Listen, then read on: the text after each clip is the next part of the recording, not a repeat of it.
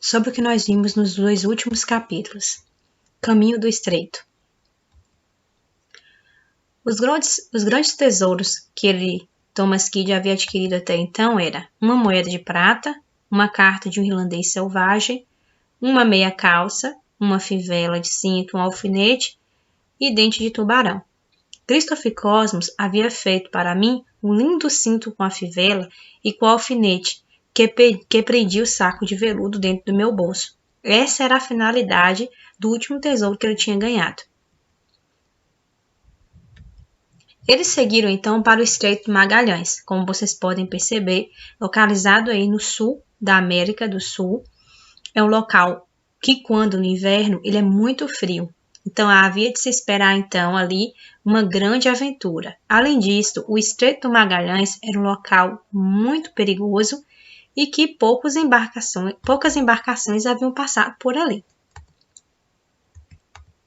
Sobre o Estreito de Magalhães, ele relata: agora nossa frota seguia para o extremo sul do continente, para atravessar o Estreito de Magalhães, uma espécie de labirinto, uma série de caminhos cruzados bem na frota do continente.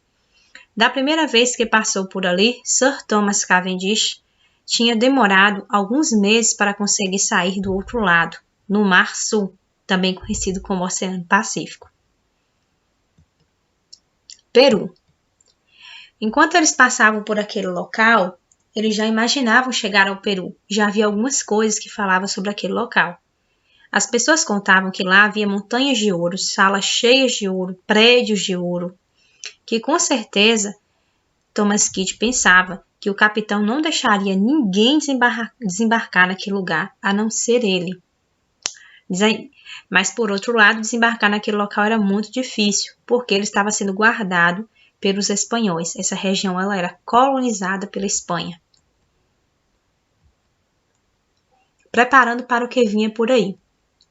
Mesmo com o péssimo gênio do capitão do navio, todos estavam bem alimentados e Thomas Kidd aparentava estar muito feliz. Christopher Cosmo começou então a se organizar para o que viria. Era a pior época para passar no estreito, era o inverno. Eles tiravam pedaços da vela, uma palha também que havia guardado para fazer uma espécie de roupa interior. Como consequências do clima, obviamente com o tempo o clima foi esfriando bastante quando eles estavam passando pelo estreito. E algumas coisas aconteceram. Os tripulantes começaram a perder as cartilagens por causa do frio, nariz, orelhas, dedos. Os que adoeceram foram jogados ao mar, como sempre. Um grupo chegou a ser abandonado em uma ilha gelada. A galinha de Christopher Cosmo morreu e eles se alimentaram dela. E o que salvou Thomas Kidd foi a meia calça, que ele usou como se fosse uma segunda pele para cobrir os braços e as pernas. Setebos o gigante.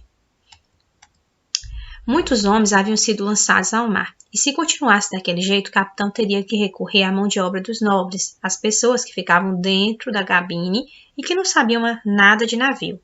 O jeito era parar na terra dos gigantes. Então eles foram obrigados a parar para poder se recuperar, ou recuperar aquelas pessoas que estavam doentes. Diante de tudo que Thomas Kidd havia visto, eles acreditavam que provavelmente esse gigante realmente existia. Os gigantes existiam? Isso apavorou Thomas Kidd. Nosso escritor chegou a se esconder para não desembarcar, mas acabou sendo visto pelo Andrew Torres, que forçou ele a descer. A Ilha dos Gigantes. Quando ele chega à Ilha dos Gigantes, ele percebe que é um local frio, um local fértil, com muitos animais, frio, e que provavelmente eles achavam que ninguém morava naquele local. Havia muitos animais. Algumas providências eles tomaram ao chegar no local. Os homens que estavam doentes, eles ficavam completamente jogados lá. Foi construída uma moradia, que foi improvisada. Christopher Cosmos logo tomaram providência para se aquecer, passando uma banha no corpo e também com a palha deles, para poder proteger do frio. Uma lenda real, aquela história de que a terra era de gigantes deveria ser conversa de marinheiros bêbados.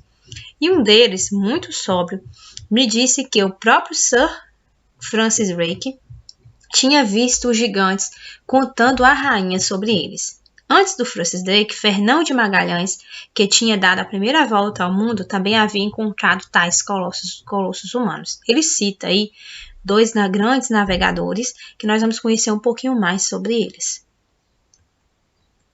Quem foram Francis Drake? Ou também Fernão de Magalhães, que leva o nome do Estreito de Magalhães. Francis Drake era um capitão inglês vice-almirante do Reino da Inglaterra. Ele era corsário e navegador famoso e um político da era elisabetana. Isabel I da Inglaterra condecorou Drake como cavaleiro em 1581. Como eu falei para vocês, os corsários eram aquelas pessoas contratadas pela coroa para poder tomar territórios de outro rei, de outro país, ou para poder também tomar navios. Então eles eram contratados, eles eram independentes, porém eles eram contratados, navegantes contratados pela coroa. E nós temos aí Fernão de Magalhães, que foi um navegador português que deu a primeira volta ao mundo de 1519 até 1522. Ele fez várias viagens, explorando a ilha. Apesar do frio que aquela ilha oferecia animais para caçar e também águas cristalinas. Ao acompanhar o curso do rio, eis que eles têm uma surpresa. Acontece que Christopher Columbus e também o Thomas Kidd resolvem explorar essa ilha. E aí, andando pela ilha, ele tem uma surpresa, não é? Vejamos. Setebos, o gigante. E ele descreve assim: ele parecia mesmo gigante. Tinha pelo menos 4 palmos mais de altura que nós. E seus ombros eram também uns 4 palmos mais longos do que os nossos. Seu rosto não parecia como de ninguém que já tivesse visto. Suas sobrancelhas eram saltadas e grossas. Os ossos do rosto eram fortes, mas seus olhos eram amigáveis. E não tivemos nenhum medo, pois ele parecia mais assustado do que nós. Assim ele descreveu a primeira impressão que ele teve de Setebos, o gigante. Como era Setebos? Aos poucos, quando eles passaram a conhecer aquela criatura tão estranha, ele descobriu que ele era gentil, doce, presenteou eles com os exploradores, né, com botinhas de pele, frutas defumadas e um cavalo anão. Falava muito, muito rouco.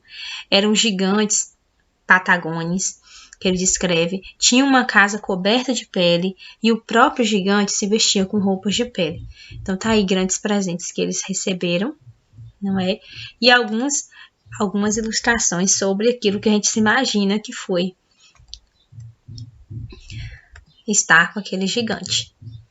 Após mais ou menos 2 semanas de brincadeira e diversão, nosso amigo desapareceu. Pensamos que talvez seus pais tivessem prendido por algum motivo ou que tivesse de castigo.